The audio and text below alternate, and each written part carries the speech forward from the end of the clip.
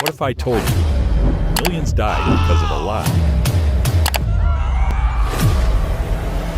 Not a weapon, not a bomb, just a story, a rumor that spiraled until it rewrote history.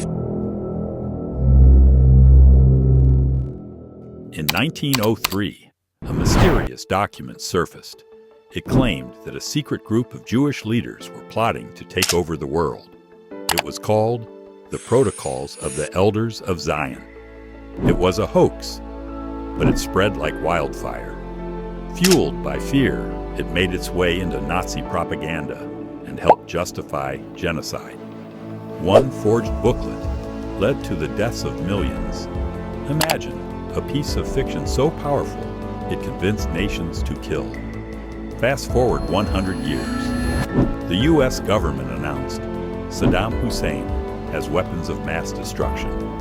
The world listened, fear spread, and then war. But there were no WMDs.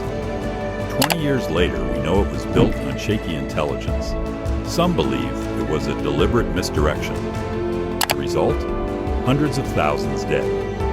A region destabilized. A lie that changed global politics. One phrase, weapons of mass destruction, became a trigger for war. You've heard the phrase, Nero fiddled while Rome burned. Sounds like a heartless emperor, right? But here's the twist. The violin didn't even exist in Nero's time, and records suggest he was actually organizing relief efforts. So why the smear? Because Roman historians wanted him erased. Enemies wrote the stories. The lies survived. History, it turns out, is written by those who hated you most. In 1994, Rwanda was a volcano of tension. Then a radio station began calling Tutsis cockroaches. Day after day, lies, dehumanization, rage. Within weeks, nearly 1 million people were dead. Not because of an army, because of words.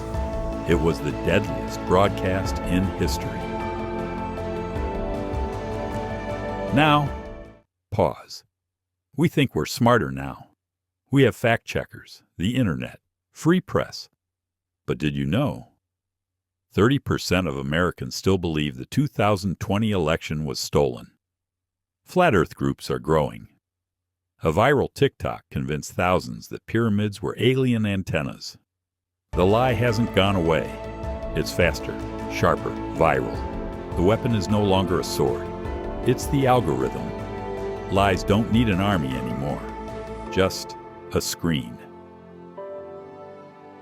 You know the story. A giant wooden horse rolled into Troy. Hidden soldiers inside. Most historians agree it never happened. But the lie, the myth, outlived the truth. It became a metaphor for betrayal, and empires actually used the idea. The myth inspired real war tactics. Centuries later. Sometimes fake stories build real weapons. 1692, Salem, Massachusetts. 20 people were hanged for witchcraft. Why? Because of a lie. A girl pretended to be cursed. Others followed. Hysteria spread. No evidence, just stories. Today it's seen as a cautionary tale of belief overpowering reason. Fake news isn't new. It once led to executions. In 1492, Columbus sailed the ocean blue and discovered America. Except people were already here. Vikings had landed centuries earlier, and Columbus thought he was in Asia. Yet the myth turned into textbooks, statues, holidays. Why? Because nations love a good origin story, even if it's false. History is what we choose to remember or forget. Napoleon Bonaparte. Short, angry, tiny man syndrome, right? Wrong. He was 5 feet 7 inches, average height for the time. But British newspapers used a different measurement system, French feet. They mocked him, drew him short, and the world believed the meme. He conquered Europe, but got defeated by a ruler. Here's the pattern. Lies are sticky. Truth is slow. Fear spreads faster than facts.